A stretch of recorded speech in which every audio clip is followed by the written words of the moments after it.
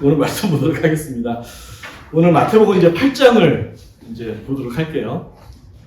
오늘 딱 4구절만 읽었는데 이제 아시죠? 저는 딱 읽는 것이 아니라 성경 전체의 맥락을 계속적으로 설교적으로 이어가고 있다는 것을 여러분 이제는 캐치하셨을 거예요. 이제 아셨을 거예요. 여러분 8장을 보시면 8장 한번 보세요. 눈으로 살짝 이렇게 흘려보시면 이렇게 보시면 예수님의 기적 사건이 기록되어 있죠. 나병 환자 치유, 백부장의 하인을 고쳐준 사건, 그리고 베드로의 장모를 낫게 해주신 이제 사건으로 구성이 되어 있습니다. 그리고 좀 이렇게 가면 어떤 제자가 이제 어떤 사람이 예수님을 따르려고 하는데 제가 장례를 치르고 와서 주님을 따르겠습니다라고 얘기했더니 예수님께서 뭐라고 해요? 장례 네가 치를 필요 없다.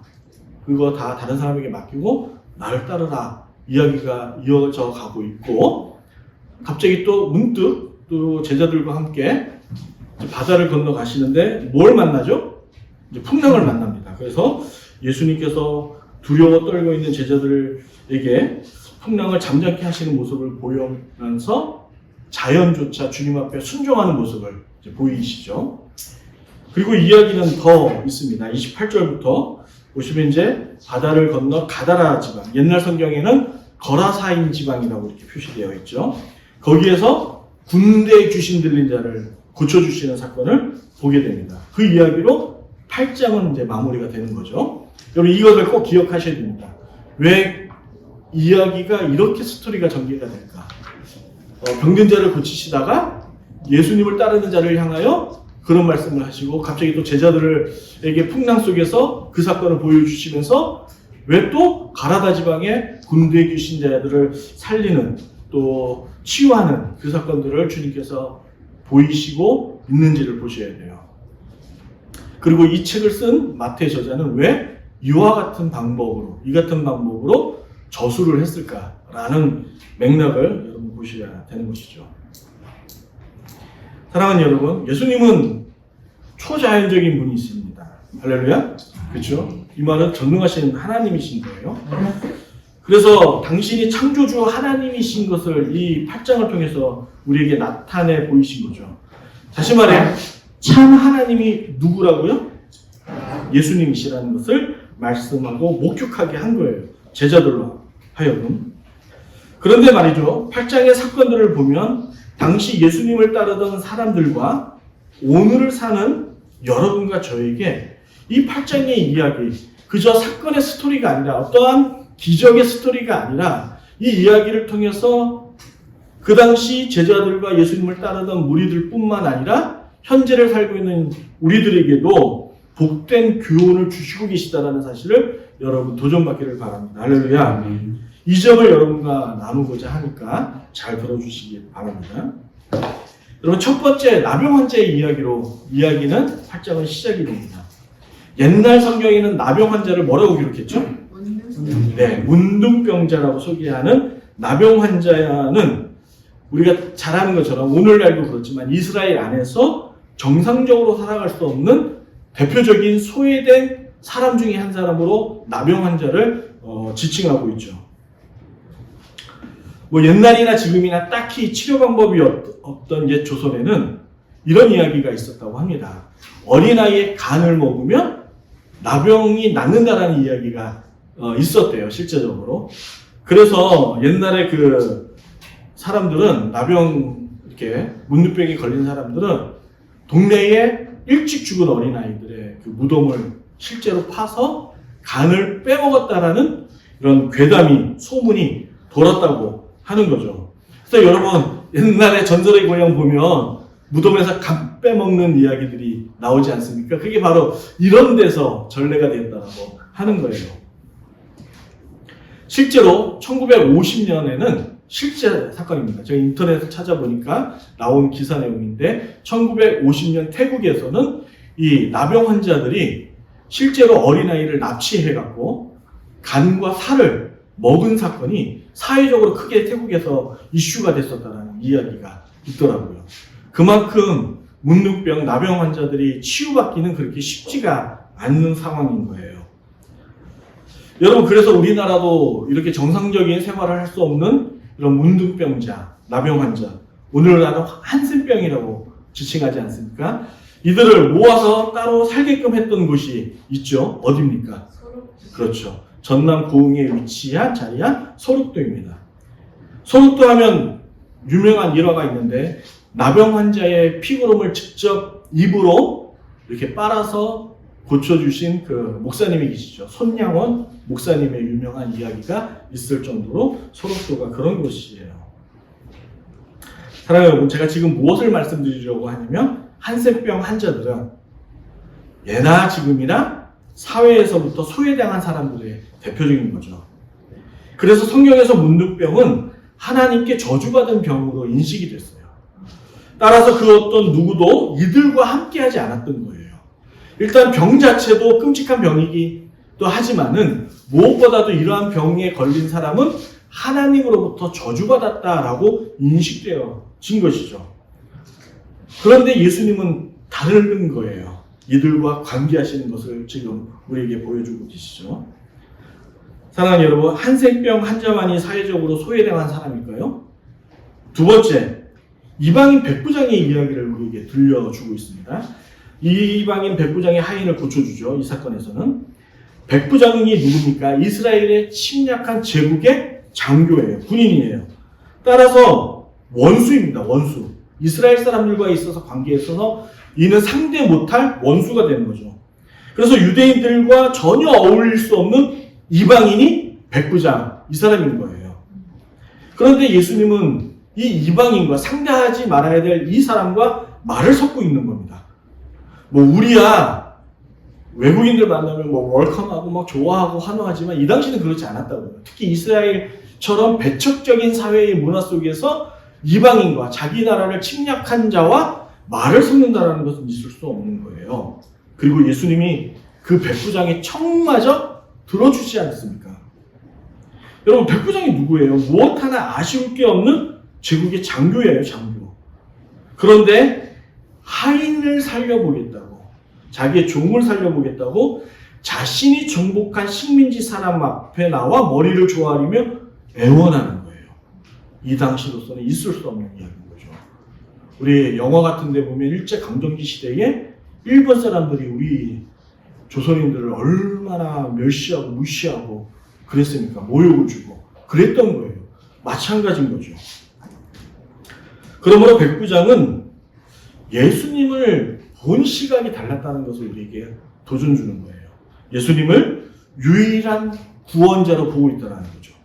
자신의 하인을 고쳐줄, 그 당시의 의학으로는 치료할 수 없는 자신이 아끼고 사랑하는 이 종을 치료하고 고쳐줄 유일한 메시아, 하나님으로 보고 있었다는 거예요. 이어서 세 번째, 열병에 걸린 베드로의 장모를 치유한 이야기로 넘어갑니다. 이 말씀을 이어가기 전에 여러분 화면에 보시면 신명기 28장 22절의 말씀을 제가 올려놨습니다. 보이시죠? 함께 한 목소리로 읽겠습니다. 시작! 여호와께서 새병과 열병과 염증과 악질과 한재와 홍재와 썩는 재앙으로 너를 씻으리니 이 재앙이 너를 따라서 너를 진멸하게 할 것이다. 네, 지금 베드로의 장모가 무슨 병이에요? 열병이죠. 구약에서부터 문둥병과 같이 이 열병은 하나님으로부터 받은 저주라고 인식이 되어 있었어요.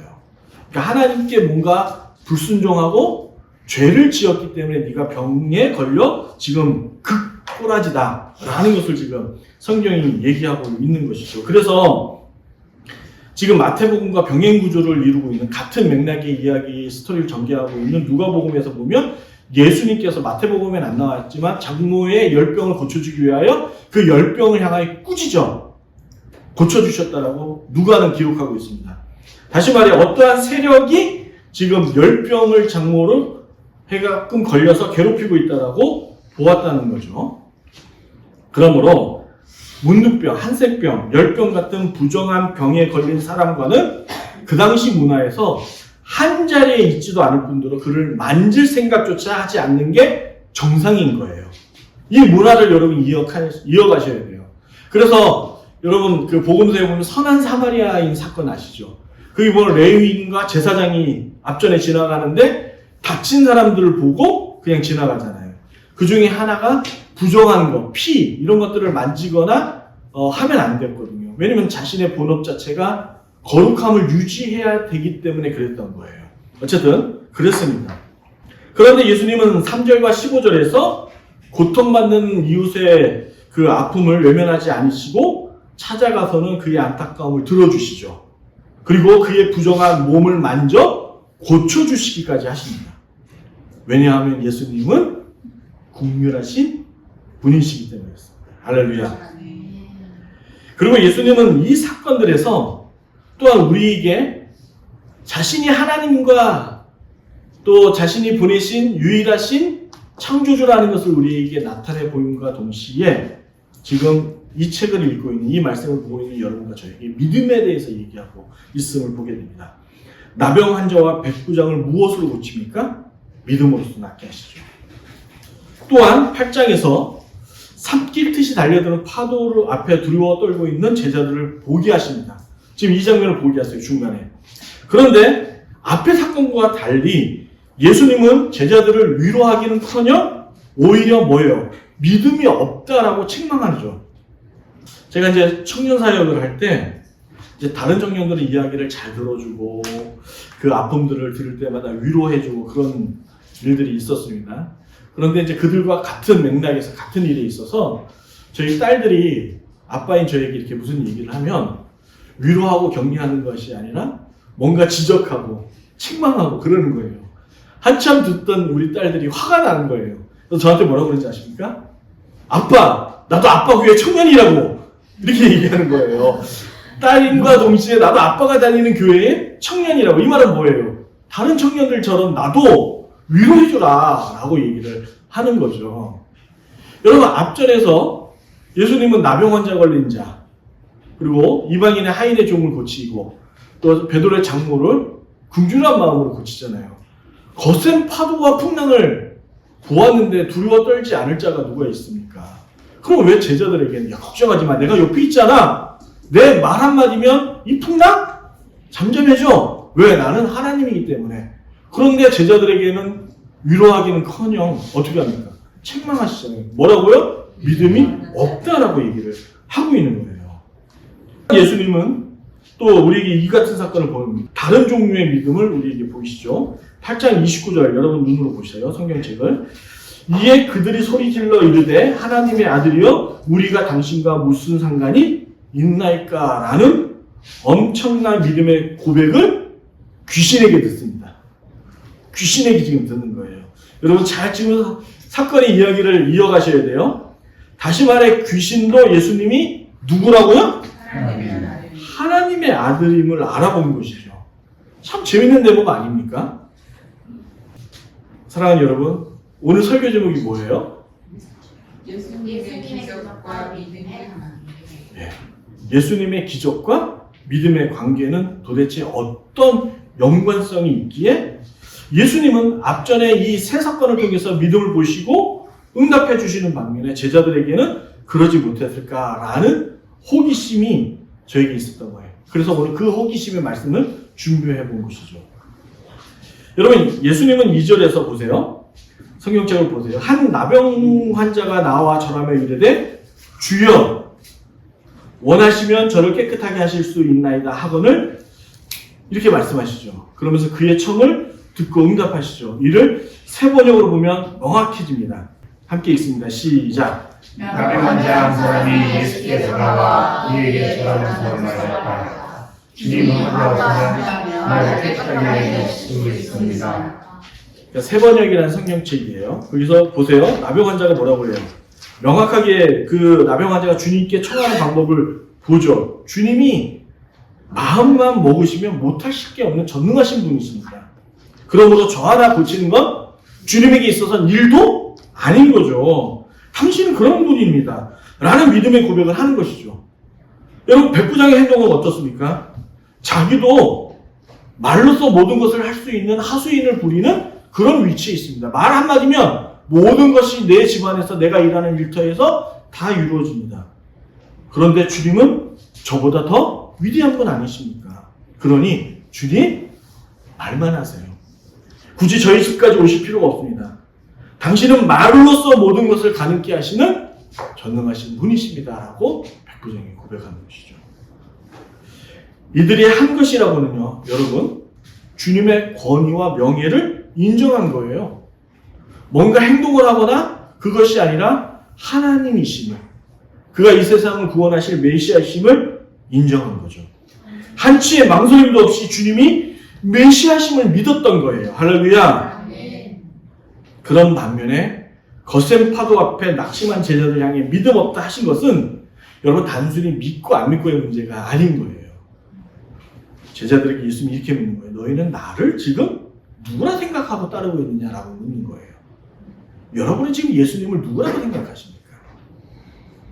그래서 8장 마지막 부분의 저자 마태는 군대 귀신 들린 자의 이야기를 넣은 거예요. 기록함으로써 하물며 귀신도 예수님이 누군지를 알아보는데 예수님 옆에서 함께 먹고 자고 그분이 행하신 일들을 직접 눈으로 경험하고 보았으면서 정작 마태 자신은, 이 글을 쓴 마태 자신은 예수님을 하나님의 아들로 알지 못했다라는 자신의 과거의 반성과 회개를 간증적으로 기록한 거예요.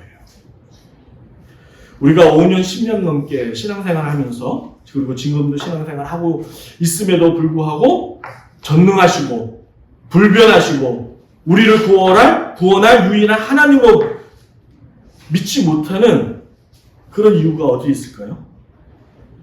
여러분, 신앙생활을 하는 이유가 다른 곳에 있는 거 아닙니까?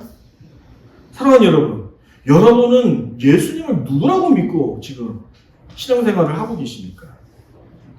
예수님을 따르는 이유가 고작 죽어서 천국 가기 위함입니까?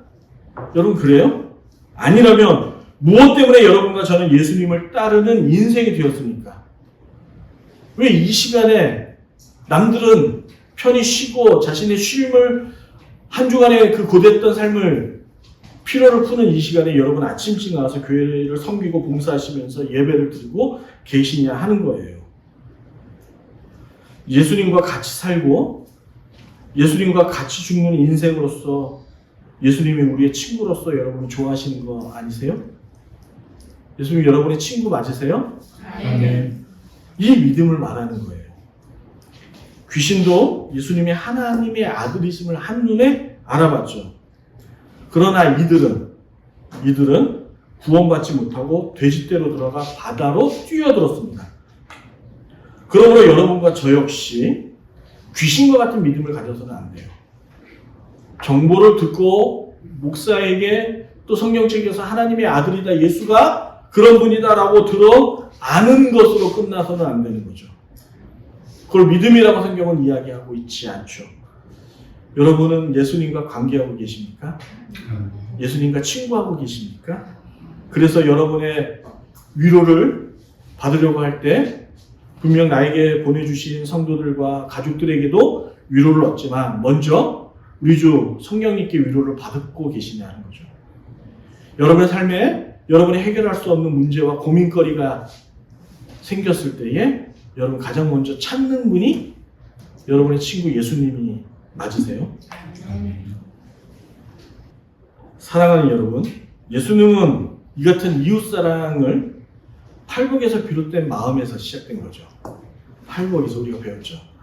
전능하신 하나님이 모든 것을 다 창조하신 그분께서 교만하지가 않는 거예요. 심령이 가난하신 거예요. 그래서 자기가 지은 피조물 앞에 가난한 마음으로 나타나 낮은 자를 찾아 돌보는 거예요. 주의를 갖고 있는 백부장이 고작 버려도 되는, 그 당시 종들은 사람이 아니라 재산 목록이었죠. 그래서 죽는 자, 몸이 아픈 자는 집안에서 케어하지 않고 갖다 버렸습니다. 그랬던 시대였어요. 그런 백부장이, 그런 장교가 뭐예요? 낮은 마음으로 자기 종을 살리려는, 그런 자기가 식민지 삼고 있는 그 종의 그 나라의 그 사람에게 머리를 조아리는 장면을 보고 있는 것이죠. 이웃의 배고픔과 목마름을 결단코 외면하지 않는 예수님. 불의한 곳에 하나님의 의의를 선포하심으로 갈등이 있는 그곳에 화평을 안겨주신 예수님. 이 예수님 아니십니까? 따라서 이러한 주님이시라면 여러분과 제가 우리가 예수님을 못 믿을 이유가 뭐죠? 못 믿을 이유가 하나도 없는 거예요. 지금 마태가 그 얘기하고 있는 거예요. 자녀는 부모의 사랑과 보호 속에서 필요로 공급받죠. 부모의 케어와 울타리 속에서 살아갑니다. 이러하듯 신자도 오직 성부 하나님, 삼위 하나님이 주시는 걸 받아 살면 되는 거 아니겠습니까? 할렐루야? 더 가지려고 욕심 부릴 필요가 없는 거죠. 또한 이웃의 걸 탐하여 이웃의 것을 어떻게 뺏으면서 살까라고 더더욱 생각하며 살 필요가 없는 거예요. 왜냐하면 만물의 주인이신 예수님이 나의 친구잖아요. 든든한 나의 백이고 나의 변론인이 되어주시지 않습니까? 그런데 여러분, 오늘 보신 8장에서 아주 재미난 이야기를 우리에게 또 목격하게 합니다. 여러분, 마지막 28절에 군대 귀신 잘린 자를 치료하시는 사건을 이제 마지막으로 보여주시고 성경은 8장의 이야기의 마무리가 되죠. 이 이야기를 왜 기록했을까 하는 거예요. 가다락 지방 사람들은 예수님의 기적 사건들을 보고도 어떻게 했습니까? 예수님을 믿는 것이 아니라 오히려 거부하고 외면하죠. 제가 새 번역으로 33절과 34절을 화면에서 보고 보겠습니다. 여러분 함께 한번 읽어볼까요? 시작. 돼지를 씻는 사람들이 모여서 흉내에 들어가 이 모든 일과 귀신 들린 사람에게 일어난 일을 알렸다. 온 데 사람들이 예수를 만나러 나왔다. 그들은 예수를 보고 자기의 지역을 떠나다녀고 간청하였다. 8장의 결론은 재미나게도 결국에 예수님을 배척하는 이야기로 성경 8장은 끝내버립니다. 그렇죠? 이제 9장에 봐서 더 이어지겠지만 초자연적인 놀라운 사건을 보고도 가다라 사람들은 예수님을 믿지 않는 거예요. 거부하는 거예요. 그 이유를 성경은 이렇게 기록하고 있습니다. 군대 귀신에게 고통받는 이웃의 해방을 보고 기뻐하는 게 아니라 자신들의 경제적 손실에 도리어 예수님을 원망하는 거죠. 예수님이 내 마을에 왔는데 와 기쁘고 환영하고 열광하는 것이 아니라 이곳에 오심으로 말미암아 입혔던 그 경제적 손실 때문에 예수님을 도리어 원망하는 겁니다. 지금 마지막 이야기는 이들은 귀신들의 한 영혼이 구원받는 일보다 많은 돼지를 잃어버려 경제적 손실에 더 민감하게 지금 반응하는 거예요. 신앙생활 했는데 더 복받고 경제적으로 나아지는 것이 아니라 지금 어려움을 겪고 있네? 라는 것을 겪게 되는 것이죠. 여러분, 우리의 최애 음식 중 하나가 돼지고기 삼겹살이다 보니까 돼지가 그다지 우리에게는 부정한 동물로 인식되지 않아요. 그렇죠? 왜 돼지를 그렇게 할까 이제 생각하겠지만 그러나 이스라엘 안에서 돼지가 부정한 동물이지 않습니까? 절대로 돼지를 집안에서 기르지 않아요. 네, 돼지를 키우는 동물이 아니에요. 이스라엘 안에서는. 돼지는 오로지 이방민족만 가축합니다. 이스라엘 사람들은 돼지를 키우지 않아요. 따라서 지금 이스라엘 나라 땅 안에 돼지가 있다는 얘기는 자국민뿐만 아니라 백부장처럼 이방민족과 지금 더불어 살고 있다는 것을 이야기해요. 여러분과 저처럼 지금 세상에서 나가 예수님을 믿는 그룹도 있고 믿지 않는 그룹이 있듯이 함께 더불어 그들과 일상생활을 해나가듯이 말이죠. 가다라 사람들이 전부 이방인인지 아니면 자국민과 섞여 사는지는 알 수 없으나 어쨌든 이들은 이스라엘 안에 하나님 나라에 거하면서도 율법을 따르지 않고 있는 이방인의 문화를 따르며 살고 있음을 지금 우리에게 보여주고 있는 거예요. 마리아가 예수님 발에 향유를 붓자 그것을 지켜보던 제자 가룟 유다가 이렇게 얘기하죠. 이 비싼 향유를 낭비하냐? 돈으로 받고 어려운 이웃을 돕는 게 더 낫지 않냐? 그게 더 가치 있고 보람 있지 않냐라고 따져 묻는 것처럼 말이죠. 예수님이 정작 나에게 와서 자신이 하나님이심을 보고 내가 너희의 삶의 유일한 구원자이심을 보여줌에도 불구하고 이 사람들은 자신이 현재 입은 경제적 손실 때문에 장차 자신들이 어떻게 될지를 뻔히 알면서도 예수님을 믿지 않는 거예요. 거부하는 거예요. 이게 현재 우리의 모습과 너무도 동일하게 비춰주고 있는 것이죠. 예수님의 초월적인 능력을 보고 환호하고 열광합니다. 와! 어떻게 저런 일을 행하시지? 그러나 여러분, 성경 중간에 보시면 8장에 예수님을 따르기 위해서는 내 부모의 장래조차 포기해야 된다는 이 도전이 있다는 걸 정작 깨닫지 못하죠. 예수님 따르는 일이 얼마나 고되고 힘든 일인지를 알지 못하는 거예요. 그것을 가다라 사람들이 경험한 거예요. 간접적으로나. 그렇죠? 예수님을 따랐다니, 예수님을 만나고 예수님과 함께 살려고 했더니 경제적 손실이 오네. 빈곤이 찾아오네.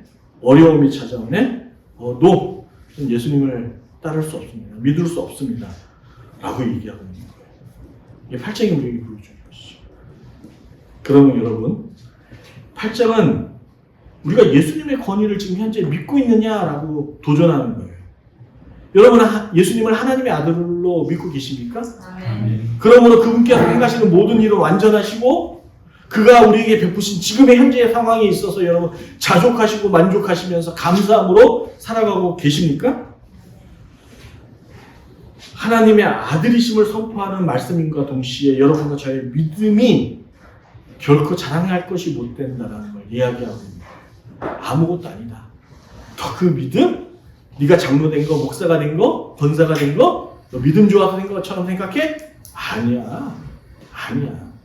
내 은혜야. 내가 너의 친구이고 내가 너를 너무도 사랑하고 나의 마음이 가난하여 너를 볼 때마다 불쌍한 마음으로 눈물 어리며 내가 너를 생각하기 때문에 내가 너를 내 자녀로 삼은 거야 라고 지금 얘기하고 계시는 거죠. 그러면서 교회에서 어떠한 신앙생활에 있어서 우리가 교만해서는 안 된다는 것을 가르쳐주고 신앙생활 가운데 우리의 가진 것들, 우리의 능력들이 하나님 앞에 결코 자랑될 수 없다는 것을 설명하고 있는 것이죠.